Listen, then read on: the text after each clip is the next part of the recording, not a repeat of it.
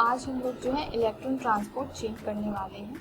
Okay, और वो भी हम लोग न्यू एनसीईआरटी के को फॉलो करेंगे। ओके, अब देखो हम लोगों को एंजल पता है कि हम लोगों का जो माइटोकॉन्ड्रिया है, माइटोकॉन्ड्रिया में मैट्रिक्स था। ये मेरा आउटर मेम्ब्रेन, ये मेरा इनर मेम्ब्रेन, ठीक है, और ये मेरा क्या मैट्रिक्स, ठीक है, ये मेरा सिस्टर ने है,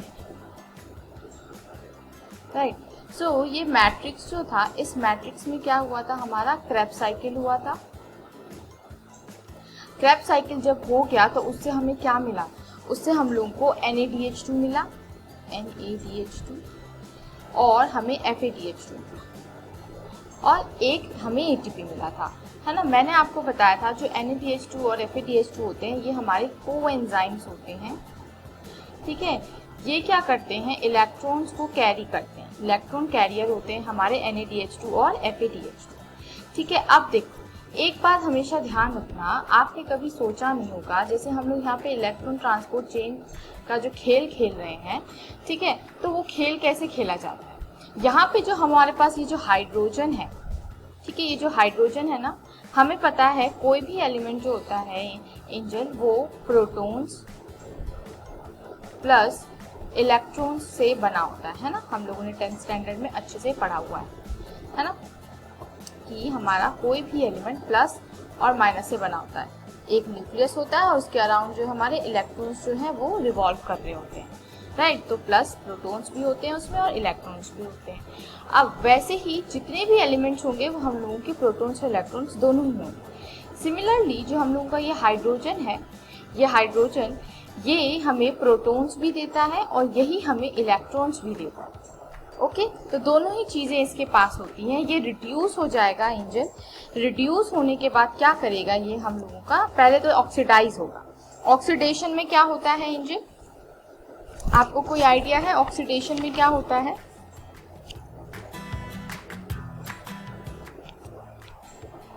बताओ, थोड़ा बहुत भी आइडिया हो तो प्लीज मुझे बताओ।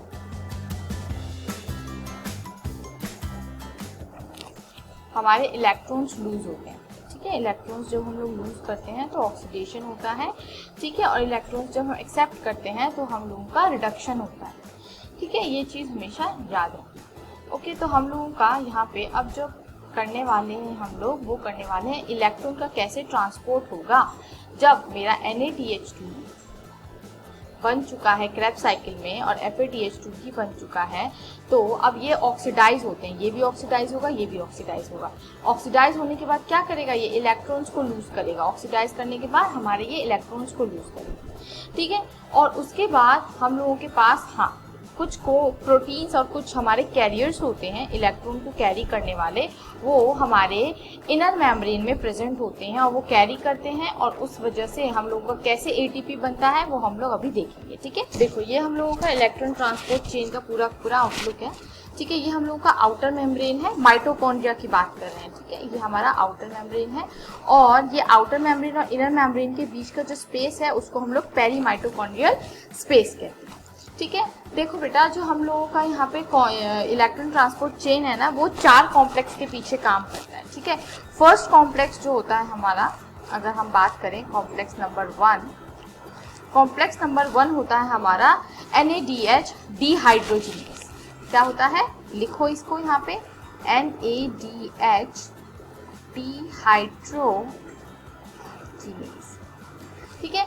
अब ये क्या करेगा, हम लोगों का यहाँ पे क्रेब्स साइकिल से जो हमें NADH मिला है वो यहाँ पे काम करेगा, ऑक्सीडाइज होगा हेयर, NADH2, ये हमारा मैट्रिक्स है बेटा, ठीक है, ये हमारा मैट्रिक्स है, ये हमारा ध्यान रखना। NADH जो है ये ऑक्सीडाइज होगा, ऑक्सीडाइज होके हम लोगों को क्या क्या देगा, एक प्रोटॉन देगा और एक इलेक्ट्रॉन देगा, ठीक है। और यही हमारा कॉम्प्लेक्स 1 है, ओके। और इस पे कौन सा हमारा एंजाइम काम कर रहा है, NADH डिहाइड्रोजिनेज, इसी को कॉम्प्लेक्स 1 बोलते हैं। अब यहाँ से मुझे NAD पॉजिटिव मिला और इलेक्ट्रॉन्स मिले, ठीक है। यहाँ पे मैं लिख देती हूँ, ये मुझे 2 इलेक्ट्रॉन्स मिल गए। ये इलेक्ट्रॉन्स जो है कैरी कर रहा है हमारा फ्लेविन मोनोन्यूक्लियोटाइड, फिर उसके बाद ये हमारे FES के पास गया, ठीक है। और जब ये ऐसे जा रहा होता है तो यहाँ पे इसके पास प्रोटॉन्स भी होते हैं, जो कि बहुत ही ज्यादा, ये इलेक्ट्रॉन्स क्या करते हैं बेटा, एनर्जी को रिलीज करते हैं, बहुत ज्यादा एनर्जी को रिलीज करते हैं। वो एनर्जी रिलीज होने की वजह से जो हमारे प्रोटॉन्स रिलीज हुए थे इलेक्ट्रॉन्स के साथ, वो जो है हमारे खींच के हमारा पूरा का पूरा पेरी माइटोकॉन्ड्रियल स्पेस के अंदर आ जाता है। ठीक है, यहाँ पे अगर मैं ड्रॉ करूँ तो इसके साथ हमारा यहाँ पे प्रोटॉन्स भी अंदर आ जाते हैं। ये हमारा 4H+4 प्रोटॉन्स हमारे अंदर आ जाते हैं। कहाँ पे, पेरी माइटोकॉन्ड्रियल स्पेस पे। अब ये जो इलेक्ट्रॉन है, ये हमारा इलेक्ट्रॉन ये यहाँ पे ऐसे पास हुआ, ये यूबिक्विनोन के पास गया। हमेशा याद रखना यूबिक्विनोन के पास जाएगा। ठीक है, फर्स्ट कॉम्प्लेक्स से इलेक्ट्रॉन बाहर निकल के यूबिक्विनोन के पास गया। अब मैंने आपको क्या बताया था कि जो हमारा इलेक्ट्रॉन है वो कोई एक्सेप्ट करेगा, अगर कि कोई इसको अपना रहा है तो वो क्या हो रहा है, रिडक्शन हो रहा है। ठीक है, रिडक्शन होगा। तो रिडक्शन का मतलब बेटा दो तरीके से होता है, एक होता है हमारा एक्सेप्टेंस ऑफ इलेक्ट्रॉन्स, राइट, और दूसरा होता है हमारा एडिशन ऑफ हाइड्रोजन, है ना, एडिशन ऑफ हाइड्रोजन। तो देखो यहाँ पे यूबिक्विनोन जो था हम लोगों का, ये UqH2 बन गया। ठीक है, UqH2 बिकॉज इसने इलेक्ट्रॉन एक्सेप्ट कर लिया है। ओके, अब ये UqH2 क्या होता है, ये यूबिक्विनोल होता है। ओके, देखो मैं अगर आपको बताऊं, ये हमारा UQ जो होगा ये होता है हम लोगों का कीटोन, यूबिक्विनोन। मैंने लिखा यहाँ पे, मैं आपको लिख के दिखाती हूँ ये U है, UBIQUINONE। देखो ओन है, मैंने आपको बताया हुआ है, own is for ketone group, है ना, कीटोन ग्रुप है। इसके पास जब एक इलेक्ट्रॉन ऐड हो जाता है, यहाँ पे मैं माइनस लगाना चाहती थी, प्लस लगा दिया मैंने। ठीक है, इलेक्ट्रॉन ऐड हो जाता है तो व्हाट विल हैपन, ये हम लोगों का चेंज हो जाता है UqH2 में, which is our alcoholic group. ठीक है, यूबिक्विनोल, ये हमेशा याद रखना इस चीज। ओके, मैं इसको इरेज करती हूँ ना। ये हमारा जो इलेक्ट्रॉन है ये UqH2 में चेंज हो गया। इलेक्ट्रॉन को जैसे ही इसने एक्सेप्ट किया तो ये हम लोगों का यूबिक्विनोल बन गया, राइट। अब ये हमारा इलेक्ट्रॉन जो है साइटोक्रोम B के पास जाएगा। ये एंजल हम लोगों का कॉम्प्लेक्स 2 में अब एंटर कर चुका है। ये हमारा कॉम्प्लेक्स 2 है एंजल, ठीक है, और ये कॉम्प्लेक्स 2 को हम लोग क्या बोलते हैं, BC1 कॉम्प्लेक्स। ठीक है, ये हमेशा याद रखना, कॉम्प्लेक्स 2 को हम लोग BC1 कॉम्प्लेक्स भी बोलते हैं। Okay, oh complex 3, this is our complex 3। Okay, अभी कॉम्प्लेक्स 2 में जाएगा, आप टेंशन मत लो। अभी मैं बताऊंगी, ये हम लोगों का ये होता है कॉम्प्लेक्स 2। और कॉम्प्लेक्स 2 में क्या गूगली है वो मैं आपको बताऊं। अब देखो, पहले ध्यान से सुनो, कॉम्प्लेक्स 3 को हम लोग क्या बोलते हैं, BC1 कॉम्प्लेक्स। ठीक है, ये हमेशा याद रखना, कॉम्प्लेक्स BC1। ऑलराइट, इसको हम लोग और क्या बोलते हैं, साइटोक्रोम BnC1। ओके, तो BC1 कॉम्प्लेक्स 3 को बोलते हैं। ऑलराइट, और ये CYT जो है ये साइटोक्रोम के लिए हम लोग यूज करते हैं, साइटोक्रोम। और ये बेटा हम लोगों का जो है इलेक्ट्रॉन कैरियर्स होते हैं। ओके, तो ये मेरा कॉम्प्लेक्स 3 के पास जब चला गया इलेक्ट्रॉन यहाँ पे, अब ये फिर से कैरीड आउट होगा हमारा FPS के थ्रू, फिर ये मेरा जाएगा साइटोक्रोम C1 के पास। ठीक है, ये मेरा यहाँ पे बस ये कैरीड आउट हो रहा है। अब यहाँ पे एक और बात ध्यान रखो, मेरा जो ये UqH2 था इसके पास इलेक्ट्रॉन्स भी थे और इसके पास एक H भी था, है ना, अभी मैंने आपको बताया था इसके पास। तो वो प्रोटॉन्स फिर से क्या होगा, वो हमारा प्रोटॉन जो है वापस से चला, इससे एक इलेक्ट्रॉन मेरा कॉम्प्लेक्स 3 में एंटर करेगा और प्रोटॉन्स जो है वो मेरे चले जाएंगे पेरी माइटोकॉन्ड्रियल स्पेस में। तो दो यहाँ पे ध्यान रखना, 4H+ कैसे आता है, यहाँ से 2H+ आयंस आएंगे। ठीक है, यहाँ से सिर्फ 2 हाइड्रोजन के आयंस जो है मेरे एंटर करेंगे पेरी माइटोकॉन्ड्रियल स्पेस में, और 2 कहाँ से आएंगे वो हम लोग अभी बात करते हैं। ओके ना, ध्यान से सुनो, एंजल यहाँ पे मेरा इलेक्ट्रॉन यहाँ पे आया। ओके, साइटोक्रोम C1 में आया। अब साइटोक्रोम C1 के आने के बाद यहाँ पे क्या होता है, साइटोक्रोम C1 आने के बाद हम लोगों का जो ये इनर मेम्ब्रेन होता है उसके आउटसाइड में एक मोबाइल साइटोक्रोम प्रेजेंट होता है। ठीक है, that is our cytochrome C। Okay, हम लोग यहाँ पे देखेंगे साइटोक्रोम C। अब वो इलेक्ट्रॉन जो है मेरे साइटोक्रोम C के पास चला गया।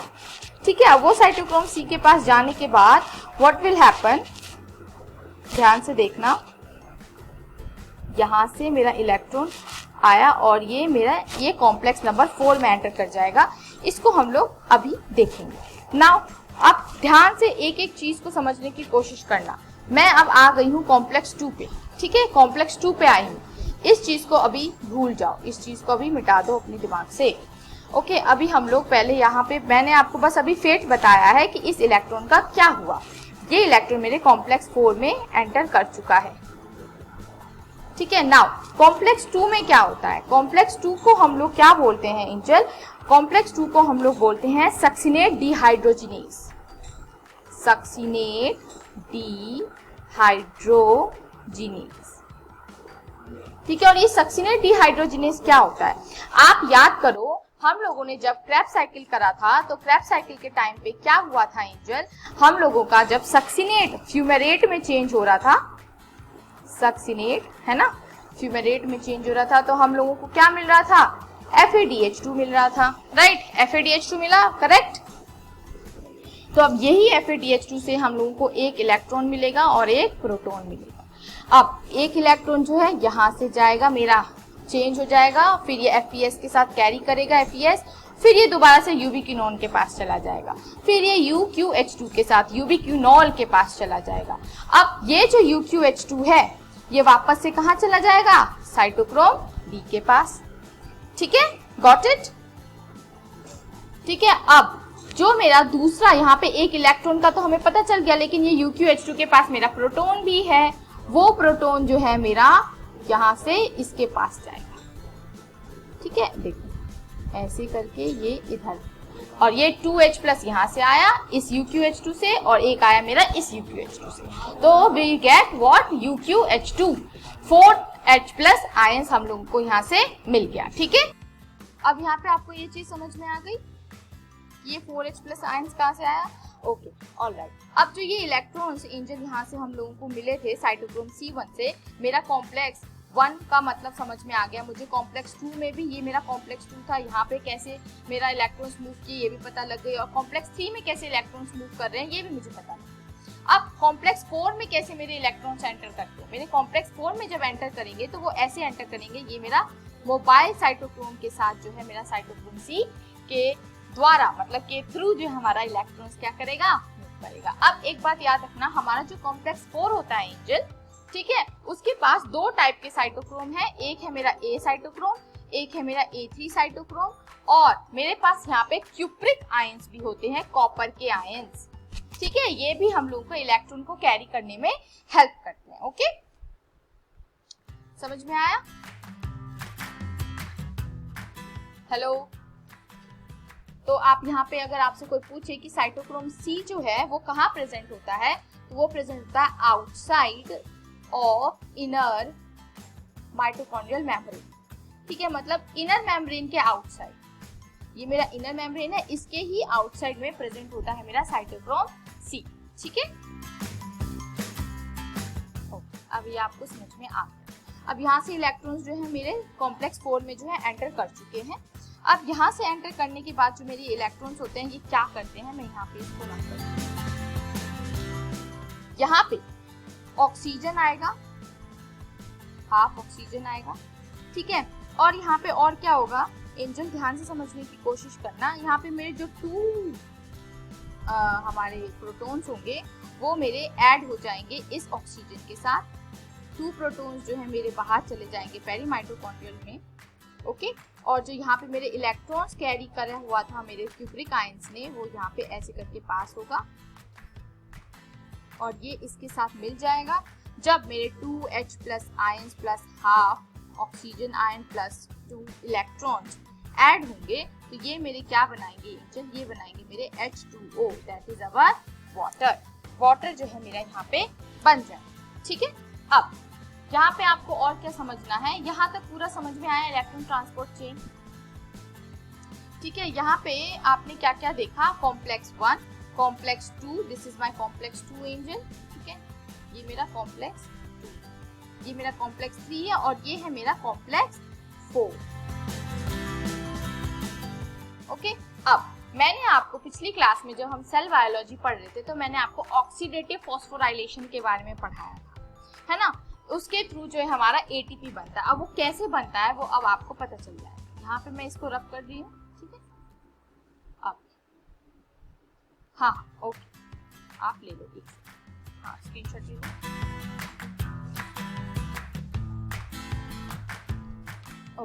अब ध्यान से आप यहाँ पे देखो तो देख रहे हो कि यहाँ पे मेरा जो पेरी माइटोकॉन्ड्रियल स्पेस है, यहाँ पे बहुत ज्यादा पॉजिटिव आयंस हो गए, पॉजिटिव पॉजिटिव ही हो गया, यहाँ पे पॉजिटिव पॉजिटिव। तो यहाँ पे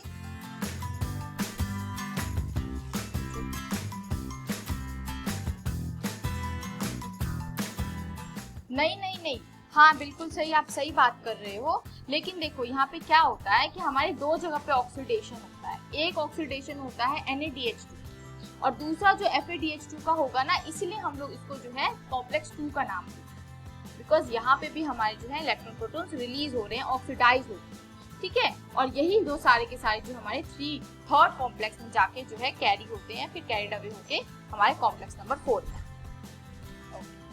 ठीक है। अब देखो यहाँ पे हम लोगों का जो पेरी माइटोकॉन्ड्रियल स्पेस है, यहाँ पे प्लस प्लस बहुत सारा प्लस प्लस हो गया है, ठीक है।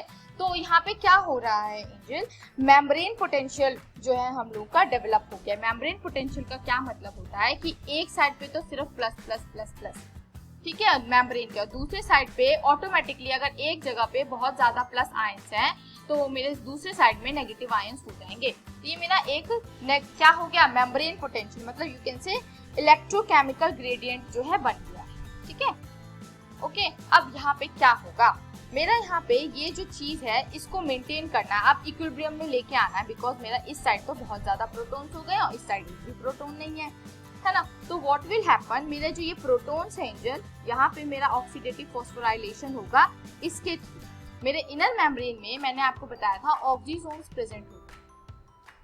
वो ऑक्सीजोन्स हम लोगों के क्या करते हैं, वो F0 F1 पार्टिकल के होते हैं और ये जो F1 होता है ये मेरा एक एंजाइम की तरह काम करता है, which is our ATPase enzyme, ठीक है। मैं इसको थोड़ा नीचे कर देती हूँ, ठीक है। ये हमारा एटीपेज एंजाइम की तरह काम करता है। तो ये क्या करेगा, एटीपेज मतलब एटीपी को बनाने का काम जो है हमारा ये करेगा, ठीक है। तो व्हाट विल हैपन, यहाँ पे बहुत सारा प्लस प्लस आयन है तो ये वापस जो है मेरे मैट्रिक्स में जाने की कोशिश करेंगे। तो जब ये वापस जाने की कोशिश करते हैं, जब ये मेरे हाइड्रोजन आयंस वापस जाने की कोशिश करेंगे तो व्हाट विल हैपन, मेरा जो ADP है और मेरा एक अकेला फॉस्फोरस है वो अट्रैक्ट हो जाएंगे ड्यू टू हैवी एनर्जी। ये जो है बहुत ही ज्यादा एनर्जी जो है वो कंडक्ट करते हैं, बिकॉज इनके पास बहुत सारी एनर्जी होगी, इनको वापस भी जाना है ना। तो ये एक एनर्जी को कंडक्ट करते हैं और इन दोनों में के बीच में उसी एनर्जी से जो हमारा बॉन्ड बनता है और वो हम लोगों का बना देता है ATP, ठीक है। तो ऐसे हम लोगों का ATP जो है एंजल बनता है, ओके। मुझे बताओ यहाँ तक कोई डाउट? पूरा का पूरा हमारा इलेक्ट्रॉन ट्रांसपोर्ट चेन जो है कंप्लीट हो गया। नेक्स्ट हम लोगों का आता है कि अब हम लोग देखेंगे कि टोटल कितनी एनर्जी गेन हुई हमारी पूरी की पूरी एरोबिक रेस्पिरेशन, ठीक है एंजल। हम लोगों ने जो पिछला क्लास में अभी किया ये पूरा का पूरा पार्ट, ठीक है बेटा, ये जो हम लोगों का यहाँ पे ATP बना था, ठीक है, इस प्रोसेस को एंजल हम लोग ऑक्सीडेटिव फॉस्फोराइलेशन बोलते हैं, ठीक है, ऑक्सीडेटिव फॉस्फोराइलेशन, ये हम लोगों का पूरा एंड था एरोबिक रेस्पिरेशन का। अब एरोबिक रेस्पिरेशन हमारा कंप्लीट हो चुका है, तो अब हमें पता करना है कि हमें एरोबिक रेस्पिरेशन में कितने ATP का गेन हुआ, कितनी एनर्जी हमें मिली, ठीक है। तो मैं इसको रख करती हूँ, टोटल एनर्जी गेन जो है, अब टोटल एनर्जी गेन आप हेडिंग डालो, total energy gain which is our ATP, alright, in our aerobic respiration.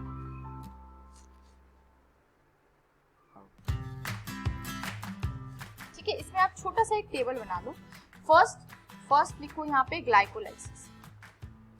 Glycolysis में हम लोगों को जो ATP मिला था, देखो पहले मैं यहाँ पे फर्स्ट स्टेप लिख रही हूँ, ये स्टेप्स हैं हमारे एरोबिक रेस्पिरेशन। फिर मैं देखूंगी कि मुझे हर एक स्टेप में कितने ATP मिले, ठीक है, और FADH2 और NADH2।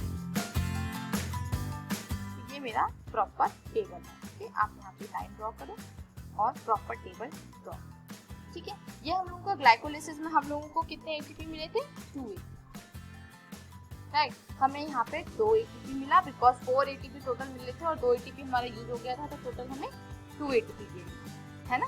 ओके, और पूरे होल ग्लाइकोलिसिस में बेटा हम लोगों को जो है 2 NADH2 मिला which is equals to our 6 ATP, है ना, बताया था ना कैसे होता है। ओके, ठीक है, तो यहाँ पे हम लोगों का टोटल कितना मिला, 6 ATP मिल गया। नाउ सेकंड नंबर पे हम लोगों का डीकार्बोक्सिलेशन हुआ था। डीकार्बोक्सिलेशन में क्या हुआ था, पाइरुवेट जो है मेरा किस में चेंज हुआ था, एसिटाइल कोएंजाइम A, है ना, तो डीकार्बोक्सिलेशन, तो वहां पे मुझे कोई एटीपी नहीं मिला, बट मुझे यहाँ पे NADH2 मिला था, वो भी 2 NADH2 which is equals to our 6 ATP. Right, now come to the third part which is our Krebs cycle. ठीक है, हाँ,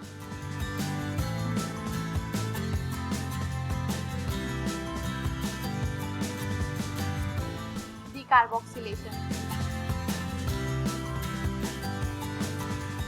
नहीं, मैंने आपको बताया था ना, नेट गेन जो है वो हम लोगों का डायरेक्ट, मैंने यहाँ पे क्या लिखा है, सिर्फ एटीपी, तो बेटा यहाँ पे जो हमें डायरेक्टली मिले होंगे हम लोग यहाँ पे वो वाले एटीपी लिखेंगे, ठीक है, और जो इनडायरेक्टली मिले हैं वो हम लोगों को इनके थ्रू मिले हैं, है ना, ये हमारे एजेंट्स हैं, इनके थ्रू मिले हैं, तो इन्हीं के नाम पे ये हमारे रजिस्टर है।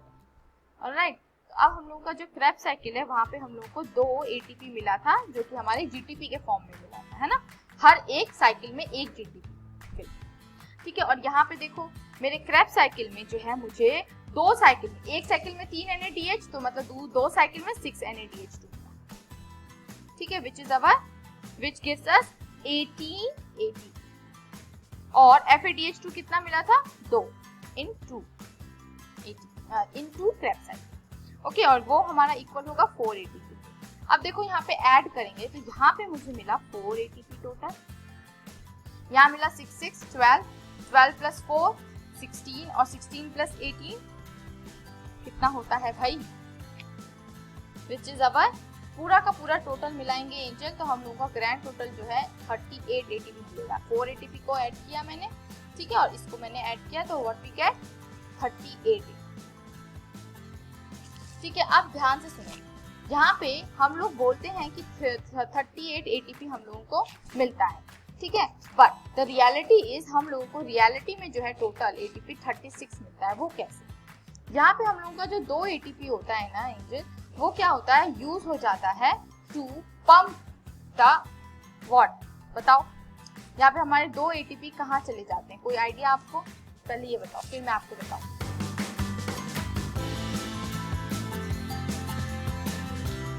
देखो हम लोगों का ये माइटोकॉन्ड्रिया है, ठीक है ना, माइटोकॉन्ड्रिया है। अब हमारा, और ये साइटोप्लाज्म, ये मैं आपको एक बार फिर से ड्रॉ करके दिखाती हूँ, ये मेरा माइटोकॉन्ड्रिया है और ये मेरा साइटोप्लाज्म है सेल के अंदर, ठीक है। सेल के अंदर यहाँ पे जो ग्लाइकोलिसिस हुआ था तो इससे मुझे क्या मिला था, NADH2 मिला था, है ना, NADH2 मिला था, तो ये NADH2 को भी हम लोगों को माइटोकॉन्ड्रिया के अंदर जो है लेके जाना होता है, ठीक है, हाँ। और हमें यहाँ पे कितने NADH2 मिले थे एंजल, 2 NADH2 मिले थे, ठीक है। ये 2 NADH2 को ले जाने के लिए इन अवर माइटोकॉन्ड्रिया हम लोगों को 2 ATP खर्च करना पड़ता है, ठीक है, हम लोग को यहाँ पे खर्च करना पड़ता है। तो आप यहाँ बोल सकते हो कि यहाँ पे क्या हुआ, 6 ATP ना मिलके 2 ATP मेरा खर्च हो गया, मुझे यहाँ पे टोटल 4 ATP मिला, ठीक है।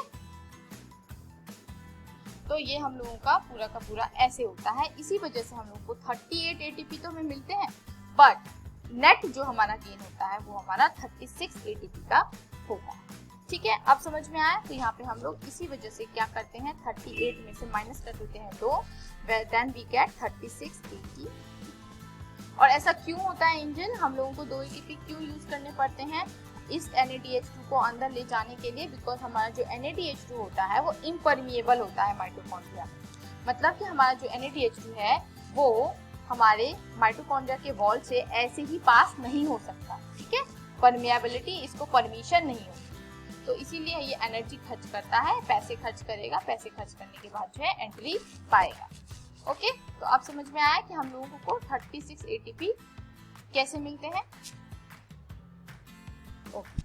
तो मुझे बताओ यहाँ पे कोई डाउट अभी तक? ओके, हाँ बिल्कुल, आप ये लिख लो, यहाँ पे आप 34 लिख लेना, ठीक है। और 34 में आप अगर सिर्फ यहाँ पे ये 2 ATP मेंशन नहीं कर रहे हो तो यहाँ 34 लिखना, और अगर आप ये वाला 2 ATP मेंशन कर रहे हो तो 32 + 4 36 ऑलरेडी अपने आप लिख जाएगा, ठीक है। ओके, आप ये लिख लो। सो दैट्स इट, हम लोगों का पूरा टोटल एरोबिक रेस्पिरेशन कंप्लीट होता है यहाँ पे, ठीक है। कल हम लोग देखेंगे कि ग्लूकोज से तो हम लोगों को इतनी एनर्जी मिल रही है, ऐसे मिलती है एनर्जी, ठीक है। ग्लूकोज के अलावा जो हमारे फैट्स है, प्रोटीन्स है, वो कैसे काम करते हैं। Okay, so that's all for today. I hope आपको सारे के सारे टॉपिक्स क्लियर हुए होंगे। ओके, नेक्स्ट क्लास में मिलते हैं।